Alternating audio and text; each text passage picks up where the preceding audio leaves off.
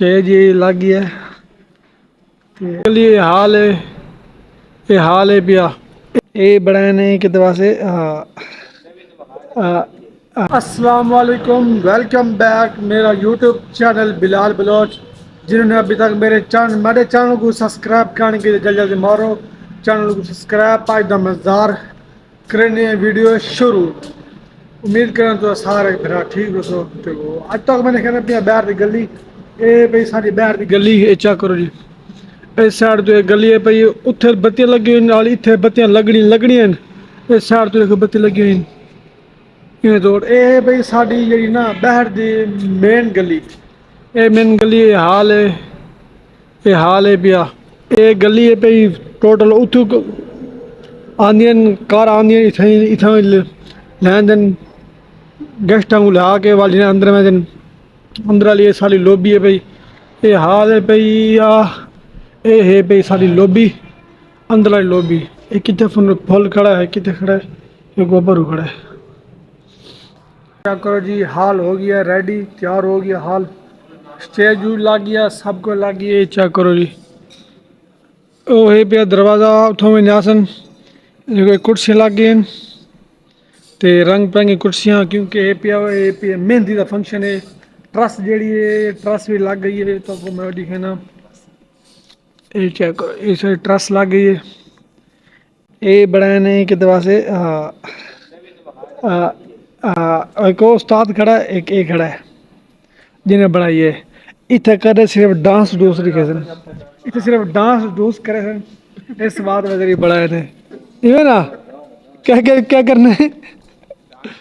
हाँ dance do's कोई खुशी माहौल की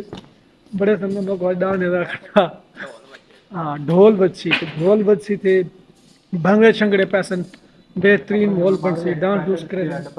ते इस साइड तो फुल लाइन इस साइड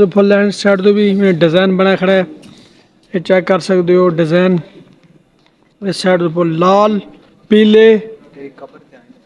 नीले मरे मारू मैं को और सारा इलेक्ट्रिशियन चढ़ा हुआ है ये जो ना बल्ब जाने खड़े बल्ब जो करे खड़ा सीधे बल्ब जाए तो लाल फुल लाइन थे पीले फुल लाइन क्योंकि पिया मेहंदी का फंक्शन इस बात मेहंदी का फंक्शन जो है ना वो बड़ा प्रोटोकॉल वाला है कि पिया इस साइड तो भी चेक करो इको चेक करो मैं अपने कड़क भी आ गई बनावन सेटअप सारा लग गया सारा सेटअप जोड़ा है वो तो लग गया सिर्फ थोड़ी जी स्टेट रह गई है क्योंकि हम पार्टी का टाइम हो गया मैं जल्दी जल्दी बना लवा पल पार्टी आवे सी थोड़ा जो उनका कम रह गई उस साइड लाई सी बत्तियां उस साइड तो बत्ती लाई सी ये बल्ब लाइन ते स्टेज जो बड़ा प्रोटोकॉल है पिया जेटा